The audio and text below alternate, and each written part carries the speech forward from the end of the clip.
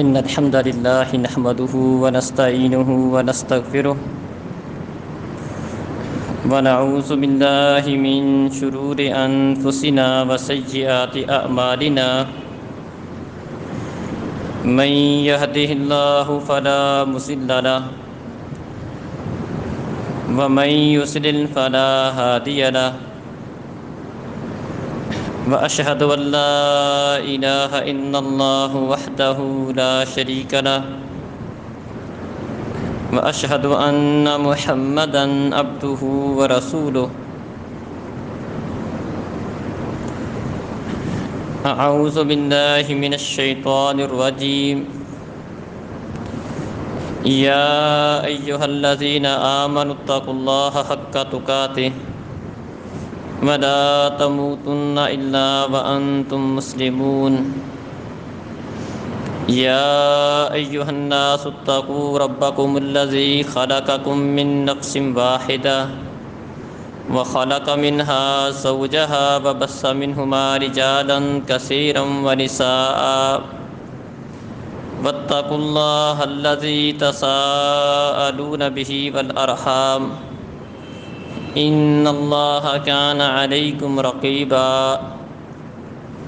يا أيها الذين آمنوا اتقوا الله وقولوا قولا سديدا يصلح لكم أعمالكم ويغفر لكم ذنوبكم ومن يطع الله ورسوله فقد فاز فوزا عظيما أما بعد فإن خير الحديث كتاب الله وخير الهدي هدي محمد صلى الله عليه وسلم وشر الأمور محدثاتها وكل محدثة بدعة وكل بدعة ضلالة وكل ضلالة في النار وكذلك جعلناكم أمة وسطا لتكونوا شهداء على الناس ويكون الرسول عليكم شهيدا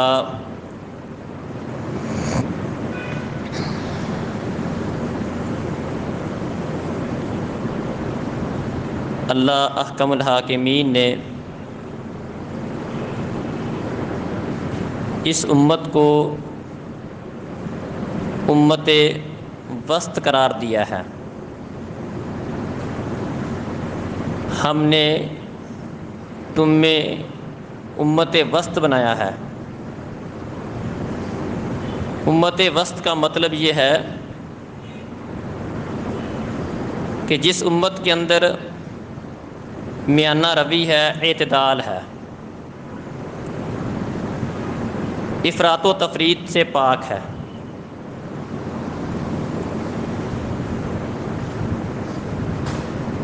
یہود ان کے اندر بیجا سختی پائی جاتی تھی، حتیٰ کہ انہوں نے کئی ایک انبیاء اکرام کو بھی شہید کیا تھا، اور نصارہ ان کے اندر بیجا نرمی پائی جاتی ہے۔ اس امت کو اللہ رب العزت نے اعتدال والی امت بنایا ہے، نہ اس میں یہود کی سختی ہے اور نہ ہی اس میں نصارہ سی نرمی ہے، بلکہ یہ ایک معتدل اور درمیانی امت ہے۔ ان کے ہر معاملے میں اعتدال پایا جاتا ہے۔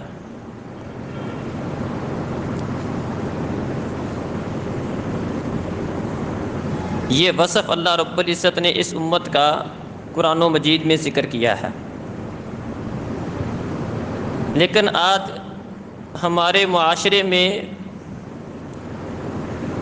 جس طرح کہ نبی مکرم صلی اللہ علیہ وسلم نے نشاندہی فرمائی تھی کہ لَتَتَّبِعُنَّ سُنَنَ الَّذِينَ مَنْ كَانَ قَبْلَكُمْ،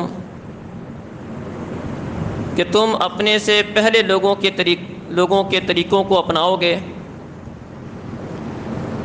اس امت کے افراد میں بھی بیجا افراط و تفریط پائی جاتی ہے۔ بعض معاملات کے اندر ہم بہت زیادہ تساہل کا مظاہرہ کرتے ہیں، اور بعض معاملات ایسے ہوتے ہیں کہ ہم ان میں بے جا سختی کر جاتے ہیں۔ اگر ہم شریعت اسلامیہ کے احکامات کو دیکھیں تو ہماری شریعت ہمیں ہر حوالے سے اس بات کے بارے میں رہنمائی کرتی ہے کہ مسلمانوں کے معاملات افراط و تفریط سے پاک ہونے چاہیے۔ دیکھیں، اللہ رب العزت کی راہ میں خرچ کرنا بہت اچھی بات ہے، بہت اچھی عادت ہے، اس کے بہت فوائد ہیں۔ 1 روپے خرچ کرنے پر اللہ رب العزت کم از کم 10 گنا اور اس کو بڑھا کر 700 گنا، اور جس کے لیے چاہتے ہیں اس سے بھی زیادہ کر دیتے ہیں۔ لیکن اس کے باوجود اللہ رب العزت قرآن میں فرماتے ہیں کہ وَلَا تَجْعَلْ يَدَكَ مَغْلُولَةً إِلَىٰ عُنُقِكَ وَلَا تَبْسُطْهَا كُلَّ الْبَسْطِ۔ آپ اپنے ہاتھ کو بالکل بند کر کے اپنی گردن کی طرف نہ لے جاؤ، بالکل کنجوسی کا مظاہرہ بھی نہ کرو، وَلَا تَبْسُطْ كُلَّ الْبَسْطِ، اور اس طرح بھی نہ کرو کہ پورے کے پورے ہاتھ کھول دو، تمہارے پاس کچھ بھی باقی نہ بچے۔ فَتَقْعُدَ مَلُومًا مَحْسُورًا، پھر آپ تھک ہار کے بیٹھ جائیں، لوگوں کے سامنے ہاتھ پھیلائیں، پریشان ہو جائیں۔ ایسا بھی نہ کرو، درمیانہ راستہ اختیار کرو، خرچ بھی کرو اور اپنے معاملات کو بھی سیدھے رکھو۔ اسی طرح دیگر جتنے بھی معاملات ہیں،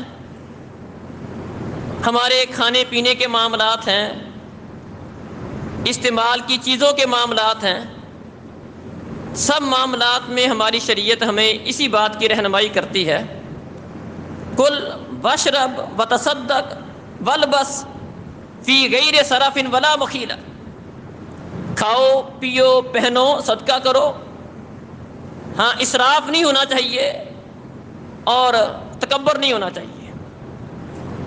ایسا بھی نہیں ہے کہ ان نعمتوں کو استعمال ہی نہ کرو راہبوں کی طرح، اور ایسا بھی نہیں ہے کہ ان کے اندر بہت زیادہ آپ آگے بڑھ جاؤ۔ اس اسراف سے بچتے ہوئے، فضول خرچی سے اور تکبر سے بچتے ہوئے ان نعمتوں کو استعمال کرو۔ فرمایا ابن آدم کو چند لقمے کافی ہوتے ہیں جو اس کی پیٹھ کو سیدھا رکھیں۔ ہاں اگر کوئی بندہ صبر نہیں کر سکتا، فرمایا وہ اپنے پیٹ کے 3 حصے بنا کر اعتدال والا راستہ اپنائے، اس سے تجاوز نہ کرے۔ فَثُلُثٌ لِلطَّعَامِ وَثُلُثٌ لِلشَّرَابِ وَثُلُثٌ لِلنَّفْسِ، 3 حصے بنا لے، ایک کھانے کے لیے، ایک پینے کے لیے اور ایک سانس کے لیے باقی رکھے۔ اعتدال سے تجاوز نہ کرے، حد سے تجاوز نہ کرے، جس طرح کہ عام طور پر ہمارے معاشرے میں ہوتا ہے کہ ہم ہر چیز میں آگے بڑھ جاتے ہیں، اعتدال کی راہ کو چھوڑ دیتے ہیں، جس کی وجہ سے ہمیں پریشانی کا سامنا کرنا پڑتا ہے۔ کھانے پینے کے معاملات میں بھی ایسا ہوتا ہے، پہننے کے معاملے میں بھی ایسا ہوتا ہے، لباس کے معاملے میں ایسا ہوتا ہے۔ شریعت اسلامیہ ہم پر پابندی نہیں لگاتی کہ کسی قسم کی ہم زیب و زینت اختیار نہ کریں، اچھا لباس نہ پہنیں، اس کے متعلق شریعت نے کوئی پابندی نہیں لگائی، بلکہ ہماری شریعت چاہتی ہے کہ اللہ رب العزت نے جس بندے کو نعمت دے رکھی ہے اس بندے پر اللہ کی نعمت کا اثر نظر آئے۔ ایک بندے کی حالت پراگندہ دیکھی، فرمایا کیا اس بندے کے لیے وہ چیز نہیں ہے جس کے ساتھ اپنے بالوں کو سنوارے؟ اچھا لباس اس کے پاس نہیں ہے؟ اور ساتھ تنبیہ فرمائی کہ جب اللہ رب العزت کسی بندے کو نعمت دیتا ہے، کسی کے اوپر احسان کرتا ہے، تو اسے یہ بات اچھی لگتی ہے کہ اس بندے پر اس کی نعمت کا اثر نظر آئے۔ اللہ نے نعمت دی ہے، اعتدال میں رہتے ہوئے اس نعمت کو استعمال کیا جائے، خام خواہ کا تصنع اس کو اختیار نہ کیا جائے۔ اور اس میں اعتدال کی راہ سے تجاوز بھی نہ کیا جائے، جس طرح کہ ہمارے معاشرے میں یہ چیز بھی عام پائی جاتی ہے، گھروں کے اندر ہم ڈھیروں سامان جمع کر لیتے ہیں۔ پیارے نبی صلی اللہ علیہ وسلم نے یہ بطور مثال ہے فرمایا کہ گھر کے اندر پائے جانے والے بستر، ایک بستر تو وہ ہے جو بندے کے اپنے استعمال میں ہوتا ہے، ایک اس کے گھر والوں کے استعمال میں ہوتا ہے، ایک مہمان کے لیے ہوتا ہے، اور چوتھا شیطان کے لیے ہوتا ہے۔ یہ مطلب نہیں کہ صرف 3 بستر ہونے چاہیے، اس حدیث کو بطور مثال بیان کیا ہے کہ بے جا سامان اکٹھے کرتے چلے جانا اور اتنی لمبی اور بڑی پلاننگ، پتہ نہیں اتنی بندے کے پاس مہلت ہے کہ نہیں ہے، اتنا جمع کرتے چلے جانا، یہ غلط ہے۔ اپنی ضروریات کو پورا کیا جائے، لیکن اس کو اتنا نہ بڑھا لیا جائے کہ یہ چیز بندے کو اس کی آخرت سے غافل کر دے۔ اس لیے چوتھے کو شیطان کے لیے قرار دینے کا مطلب یہ ہے، یہ نہیں کہ صرف 3 بستر ہے، ایک گھر کے اندر 10 افراد ہیں تو ظاہری بات 10 بستر تو کم از کم ہوں گے۔ مراد یہ ہے کہ جتنی ان کی ضرورت ہے وہ تو ٹھیک ہے، لیکن ضرورت سے زیادہ اور بے جا جمع کرتے چلے جانا یہ غلط ہے، یہ اعتدال کی راہ سے ہٹنا ہے۔ اسی طرح ہر معاملے میں اعتدال، ہم دوسروں کے ساتھ بول چال رکھتے ہیں، بات چیت کرتے ہیں، اس حد تک بھی اس میں بھی اعتدال کا حکم ہے۔ اللہ قرآن میں فرماتے ہیں وَاقْصِدْ فِي مَشْيِكَ وَاغْضُضْ مِنْ صَوْتِكَ، آپ چلتے ہو تو اپنی چال میں میانہ روی اختیار کرو، نہ چال آپ کی ایسی ہونی چاہیے کہ بالکل مریت چال ہو، جیسے کوئی بندہ بیمار بندہ چل رہا ہے، خام خواہ کا بوڑھوں کی طرح چلنا، یا تکلف کے ساتھ ایسی کوئی چال اختیار کرنا، یہ بھی نہ ہو، اور اکڑ کر بھی نہ چلو، سینہ پھلا کر بھی نہ چلو، تکبر کی چال بھی نہ چلو، درمیانی چال چلو۔ وَاغْضُضْ مِنْ صَوْتِكَ، اپنی کچھ آواز اس کو پست رکھو، اپنی آواز میں سے کچھ آواز پست رکھو، مطلب بولنے تک کا جو انداز ہے وہ بھی بیانہ روی والا ہونا چاہیے، گلا پھاڑ کے بھی نہیں بولو اور اتنی آہستہ بھی نہیں بولو کہ اگلے کو سمجھ نہ آئے۔ وَاغْضُضْ مِنْ صَوْتِكَ، اور ساتھ تنبیہ کر دی، فرمایا کہ وَإِنَّ أَنْكَرَ الْأَصْوَاتِ لَصَوْتُ الْحَمِيرِ، سب سے بری آواز گدھے کی آواز ہوتی ہے، گدھا بیجا چیختا چلاتا ہے، تو بیجا چیخنا چلانا گھروں کے اندر بچوں کے ساتھ لوگوں کے ساتھ ایسے آوازیں پھاڑنا، گلے پھاڑنا جس کی ضرورت نہیں ہے، اس چیز کو پسند نہیں کیا گیا۔ چاہے کوئی خطابت کا انداز ہو، چاہے کوئی گھر میں اپنے بچوں کے ساتھ مخاطب ہو، لوگوں کے ساتھ مخاطب ہو، اس کے لیے حکم یہ ہے کہ اپنی آواز اس کو درمیانہ رکھے، جتنی کی ضرورت ہے اتنا تو بولے، زیادہ بولے بھی نہیں، یہ بھی اس میں شامل ہے، کیونکہ گدھے کے اندر 2 بڑی خصلتیں پائی جاتی ہیں، ایک تو اس کی آواز بڑی کرخت ہوتی ہے، کان پھاڑتی ہے، اس لیے فرمایا کہ سب سے بری آواز گدھے کی آواز ہے، اور ایک برائی اس میں یہ ہوتی ہے کہ یہ بیجا بولتا ہے، اس کے اوپر آپ منو وزن لاد دیں نہیں بولے گا، مارے تب بھی آواز نہیں نکالے گا، جب بولے گا تو بیجا بولے گا، ایسے کھڑا کھڑا آوازیں نکالنا شروع کر دے گا۔ اس لیے فرمایا کہ سب سے بری آواز گدھے کی آواز ہے، جو بندہ بیجا بولتا ہے، گویا کہ اس کو تنبیہ کی گئی ہے کہ یہ بیجا بولنا گدھے کا کام ہے، کام کی بات کرو، کیونکہ سب سے بری آواز گدھے کی آواز ہے، یہ گدھے کا کام ہے ایسے بولتے چلے جانا۔ تو ہماری شریعت ہر معاملے میں اعتدال والا حکم دیتی ہے، بول چال کے اندر بھی۔ ایک دفعہ نبی مکرم صلی اللہ علیہ وسلم گزرے، دیکھا کہ ابو بکر صدیق رضی اللہ عنہ نماز پڑھ رہے ہیں اور بڑی دھیمی آواز میں پڑھ رہے ہیں، رات کا ٹائم تھا، قیام اللیل کر رہے تھے۔ قیام اللیل کا جو بہترین طریقہ ہے، رات کے وقت جب بندہ اللہ کی بارگاہ میں کھڑے ہو کے قرآن پڑھ رہا ہے، نماز پڑھ رہا ہے، تو اس کا بہترین طریقہ ہے کہ تھوڑی آواز اونچی کر کے پڑھی جائے۔ ابو بکر صدیق رضی اللہ عنہ کی آواز زیادہ ہی دھیمی تھی، اور عمر فاروق کے پاس سے گزرے تو ان کی آواز زیادہ اونچی تھی۔ صبح کے وقت ان سے پوچھا، ابو بکر آپ اتنی دھیمی آواز سے تلاوت کر رہے تھے؟ کہ اللہ کے رسول، جس کو میں سنا رہا تھا وہ میری بات سنتا ہے، وہ دھیمی بھی سنتا ہے، آہستہ بھی سنتا ہے۔ عمر آپ اتنی اونچی آواز سے بول رہے تھے، اتنی اونچی آواز سے قرات کر رہے تھے، کہنے لگے اللہ کے رسول میں چاہتا تھا کہ اونچی آواز سے قرات کروں تاکہ یہ جو سوئے ہوئے ہیں ان کو بھی خبر ہو جائے، شاید اس بہانے یہ بھی اٹھ کر رات کا قیام کرنے لگ جائے، یہ بھی کچھ نماز پڑھ لیں۔ قربان جائیں، پیارے نبی صلی اللہ علیہ وسلم نے فرمایا ابو بکر آپ آواز کو تھوڑا سا اونچا کر لو، اور عمر آپ آواز کو تھوڑا سا دھیما کر لو۔ نہ بالکل دھیمی کو پسند کیا اور نہ ہی بالکل بہت زیادہ اونچا قرآن پڑھنے کو پسند کیا۔ حالانکہ قرآن کی تلاوت ہے، قرآن کی تلاوت اچھی بات ہے، لیکن اس کے اندر بھی انداز جو اختیار کرنے کا حکم دیا ہے وہ درمیانہ اختیار کرنے کا حکم دیا ہے کہ آپ رات کے وقت اللہ کی بارگاہ میں کھڑے ہو، اللہ کو سنا رہے ہو، ٹھیک ہے اللہ سنتا ہے، دھیمی بھی سنتا ہے، آہستہ بھی سنتا ہے، لیکن آپ کی آواز درمیانی ہونی چاہیے۔ درمیانی آواز میں قرآن کی تلاوت کرو، اس سے آپ کو سرور زیادہ آئے گا، مزہ زیادہ آئے گا، دل لگی کے ساتھ توجہ کے ساتھ آپ قرآن پڑھو گے، آپ کو لطف زیادہ آئے گا، لیکن زیادہ اونچی کرنے کی ضرورت نہیں ہے۔ چڑھائی اترتے وقت سبحان اللہ کہنے کی تعلیم دی، بلندی پر چڑھتے وقت اللہ اکبر کی تعلیم دی۔ ایک سفر میں تھے، دیکھا کچھ لوگ اونچی اونچی آواز سے اللہ اکبر سبحان اللہ۔ فرمایا اربعوا علی انفسکم، اپنے اوپر نرمی کرو، جس اللہ کو پکارتے ہو، جس کی تحمید، جس کی تکبیر بیان کرتے ہو، کوئی وہ بہرا گونگا نہیں ہے، وہ تمہاری آواز سنتا ہے، اپنے اوپر نرمی کرو، خام خواہ کی اپنے اوپر سختی نہیں کرو، درمیانی آواز میں بولو، بہت زیادہ اونچی آواز سے بولنے کی بھی ضرورت نہیں ہے، اور بالکل اس کو پست کرنے کی ضرورت نہیں ہے کہ بندے کی آواز ہی نہ نکلے، درمیانہ راستہ اختیار کرو۔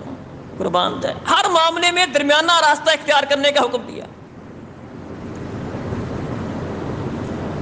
ایک بندے کو عبداللہ ابن عمر رضی اللہ عنہ کو دیکھا، پتہ چلا ان کے بارے میں کہ یہ مسلسل روزے رکھتے چلے جاتے ہیں، رات کا قیام کرتے ہیں، تو اس کو مخاطب کر کے کہنے لگے عبداللہ بن عمر کو کہنے لگے الم اخبر انک تقوم اللیل وتصوم النہار،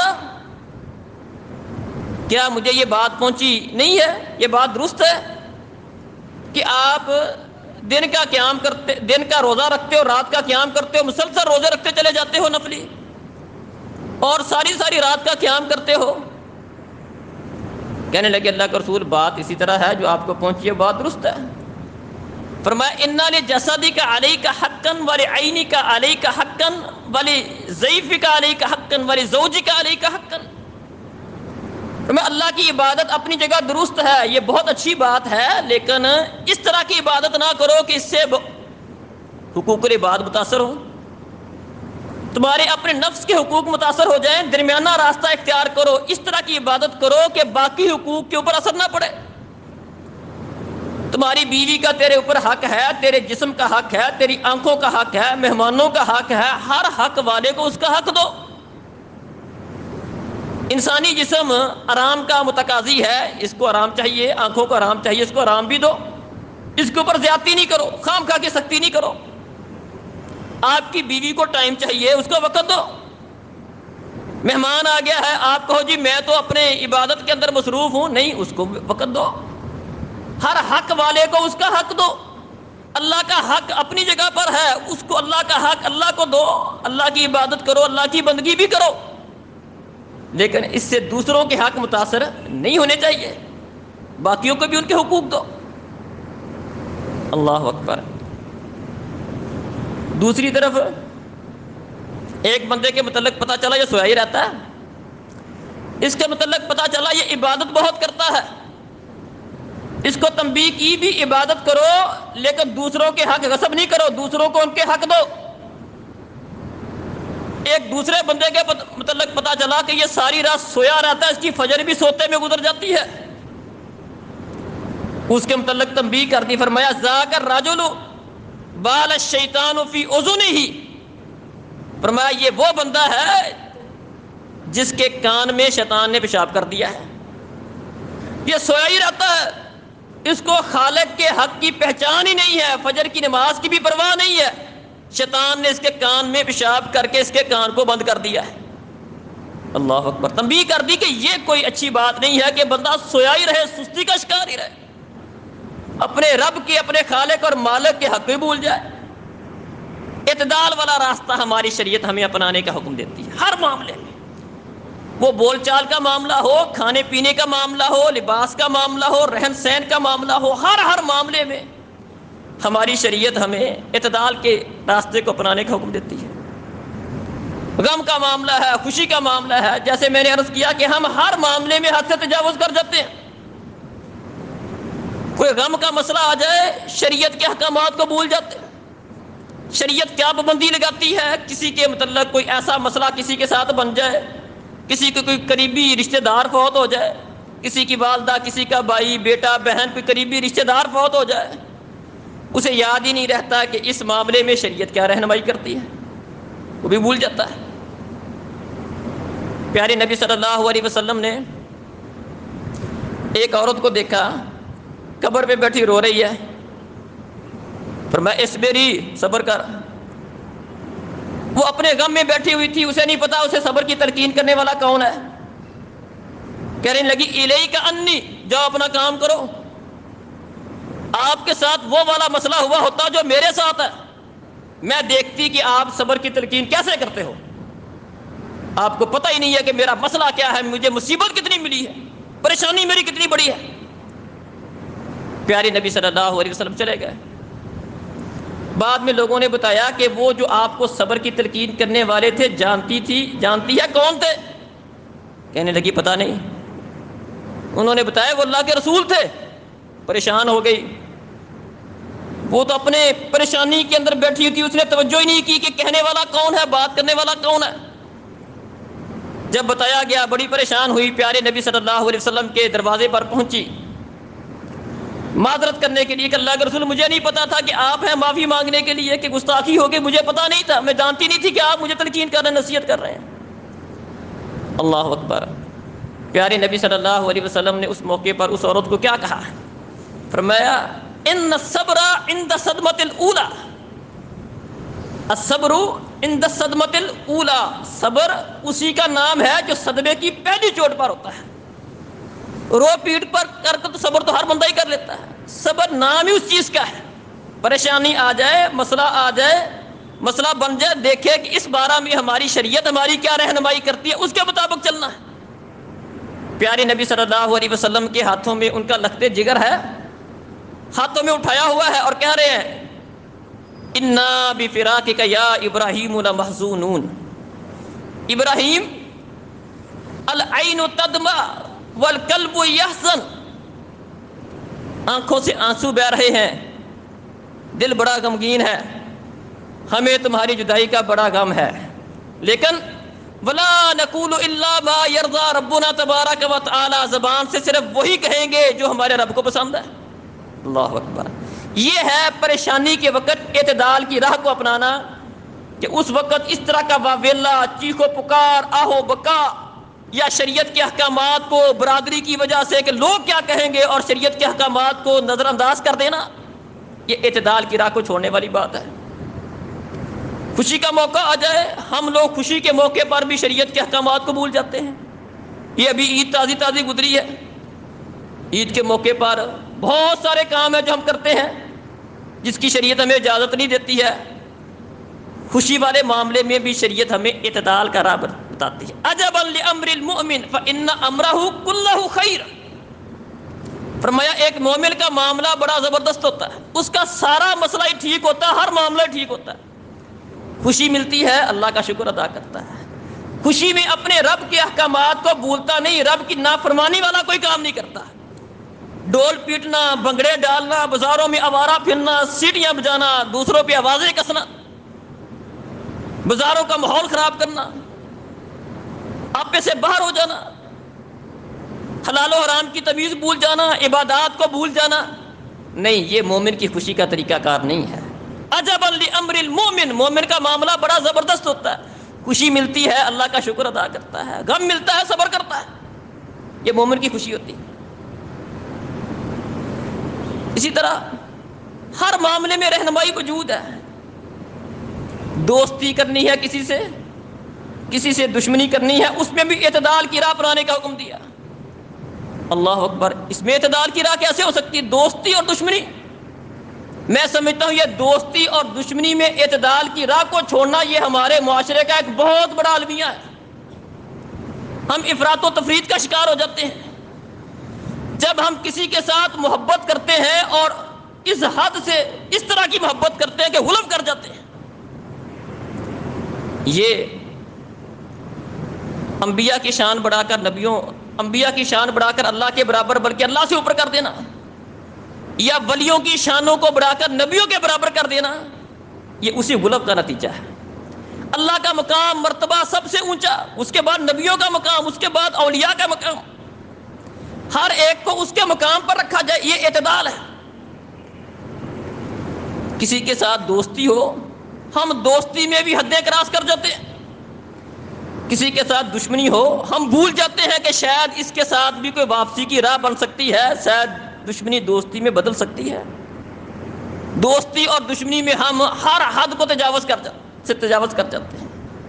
قربان جائیں پیارے نبی صلی اللہ علیہ وسلم کے فرمان پر، فرمایا احبب حبیبہ کا ہونم با عسا ان یکونا بغیضہ کا یومم با وابغض بغیضہ کا ہونم با عسا ان یکونا حبیبہ کا یومم با۔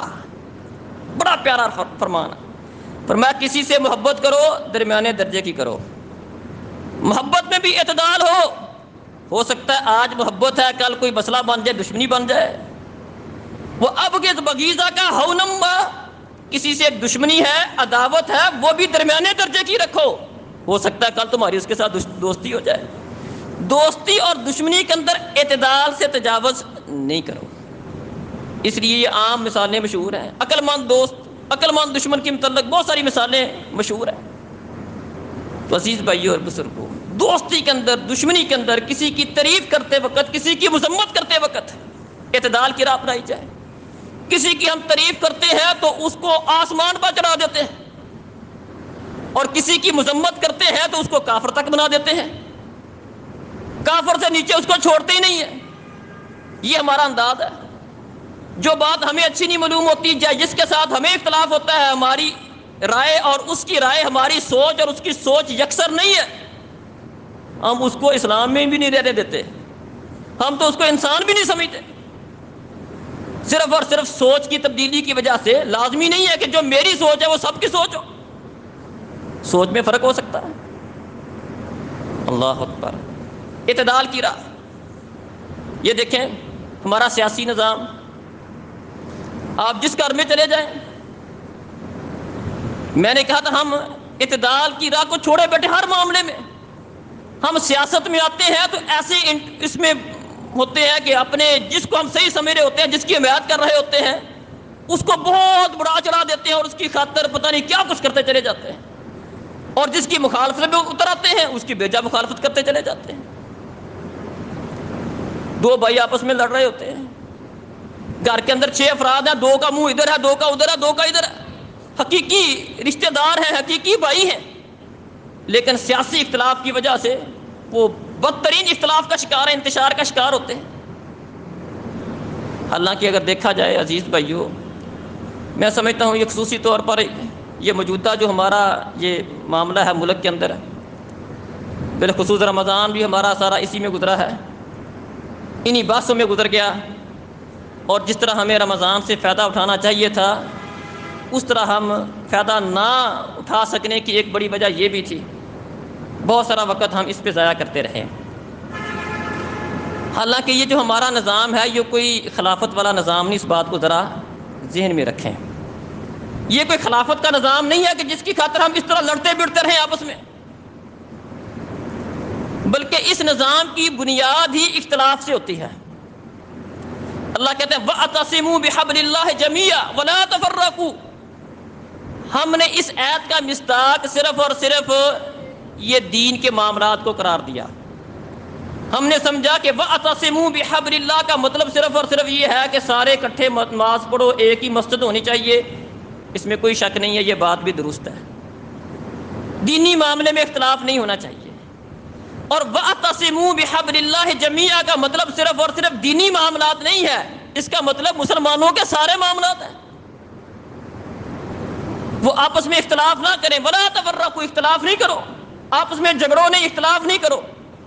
ہمارے اس نظام کی ابتدا ہی اختلاف سے ہوتی ہے، ایک حکومت میں ہوتا ہے، دوسرا اپوزیشن میں ہوتا ہے، پہلے دن سے ابتدا اس بات پہ ہوتی ہے۔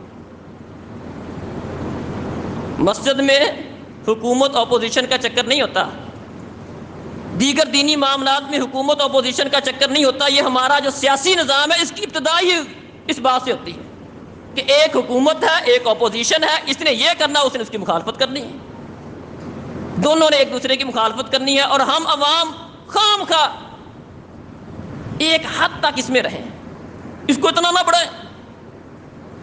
میں نے کہا یہ کوئی خلافت اسلامیہ نہیں ہے، یہ ہماری صرف مجبوری ہے کہ ہم اس ملک میں رہتے ہیں اور ہم صحیح معنوں میں اگر کہیں تو غلام ہیں۔ ہم اپنا نظام، اپنی حکومت، اپنا طریقہ کار جو ہمارے رب نے ہم پر نازل کیا تھا، جو شریعت کے احکامات تھے، شریعت کا نظام تھا، وہ ہم نہیں چلا پا رہے۔ جہاد کو چھوڑنے کی وجہ سے، اسلام کو چھوڑنے کی وجہ سے ہم اس جگہ پر نہیں ہیں کہ اپنے نظام کو چلا سکیں، اپنے ملکوں میں نافذ کر سکیں، ہماری مجبوری ہے۔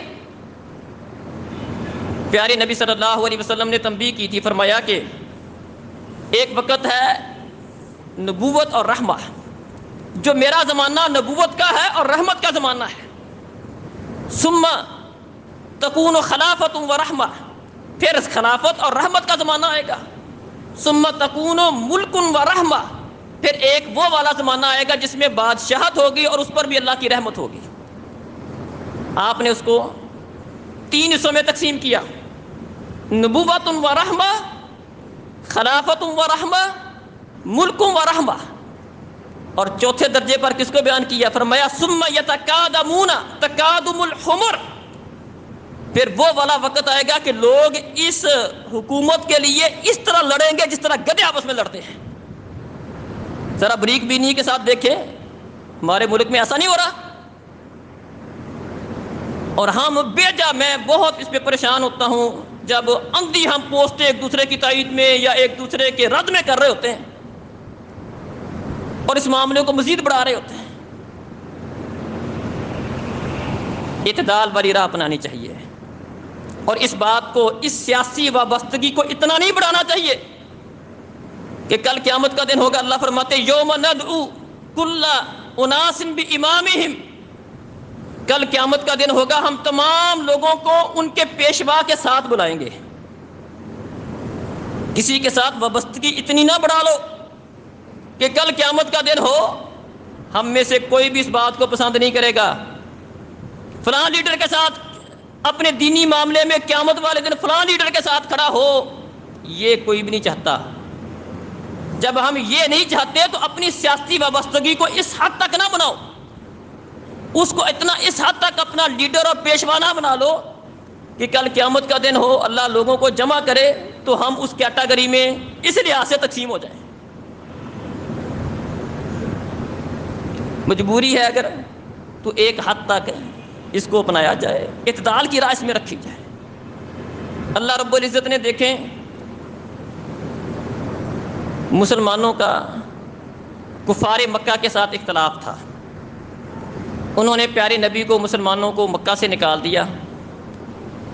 جب مکہ فتح ہونے لگا اللہ نے کیا فرمایا؟ فرمایا لا یجرمنکم شنآن قوم علی الا تعدلوا اعدلوا هو اقرب للتقوی، یہ تمہارے دشمن ٹھہرے، یہ کافر ٹھہرے، لیکن یاد رکھنا کسی کی دشمنی کی وجہ سے اعتدال والا راہ نہ چھوڑ دینا۔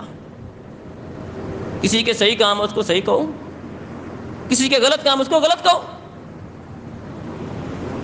فرمایا لا یجرمنکم شنآن قوم، آپ کسی کے ساتھ آپ کی دشمنی ہے، دشمنی کی وجہ سے اعتدال والے راہ کو نہ چھوڑ دینا۔ تو اس حوالے سے عزیز بھائیو اور بزرگو، ہم اکثر و بیشتر ہم اپنی مجالس میں دیکھیں لڑ پڑتے ہیں، لوگ ایک دوسرے کے اوپر کیچڑ اچھالتے ہیں، ایک دوسرے کے اوپر بڑے فتویٰ بازی کرنے لگ جاتے ہیں، صرف اور صرف اپنی ان پارٹیوں کی وجہ سے۔ اس نے ہمارے معاشرے کے اندر جو رہی خی اخوت بھائی چارے والا معاملہ تھا اس کو ختم کر دیا۔ آپس کے اختلافات، ایک دوسرے کے اوپر کیچڑ، یہ سارا اس گندے نظام کا نتیجہ ہے۔ اس کے لیے ہمیں اللہ سے دعا بھی کرنی چاہیے کہ اللہ ہمارے اس سسٹم کو بدل دے اور وہ والا سسٹم ہمیں دے دے، وہ والے حکمران دے دے جو تجھ سے ڈرنے والے ہوں، اور نظام وہ والا دے دے جو اللہ تو نے نازل کیا ہے، جو شریعت تو نے نازل کی ہے، اور ہمیں اس طرح کا بنا دے کہ ہم اس شریعت کو اپنانے والے بن جائیں، اپنے اوپر اپنے ملکوں پر لاگو کرنے والے بن جائیں۔ تو عزیز بھائیو اور بزرگوں، خلاصہ ساری بات کا یہ ہے کہ ہمیں ہر معاملے میں، عبادت کا معاملہ ہو، خرچ کرنے کا معاملہ ہو، بات چیت کرنے کا معاملہ ہو، کسی کے ساتھ تعلقات بنانے کا معاملہ ہو، تعلقات بگاڑنے کا معاملہ ہو، غمی کا معاملہ ہو، خوشی کا معاملہ ہو، کسی کو اونچا کرنا، کسی کو نیچا دکھانا، ہر معاملے میں اعتدال کی راہ کو نہیں چھوڑنا چاہیے، میانہ روی اس کو اپنانا چاہیے۔ میانہ روی سب سے بہترین چیز ہے، نہ کسی کی محبت میں حد سے تجاوز کریں اور نہ ہی کسی کے بغض، کسی کی نفرت میں حدیں کراس کریں، نہ کسی کی تعریف کرتے ہوئے اسے آسمان کی بلندیوں پر چڑھا دیں، اور نہ ہی جب کسی کی مذمت پر آئے تو اس کو بالکل کسی گھاٹی میں پھینک دیں اور اس کو اسلام سے اور انسانیت سے خارج کر دیں۔ اس طرح کا معاملہ قتل نہ کریں، ہر معاملے میں اعتدال والا راہ اپنائیں۔ اللہ تعالیٰ سے دعا ہے اللہ تعالیٰ سمجھنے اور عمل کرنے کی توفیق عطا فرمائے۔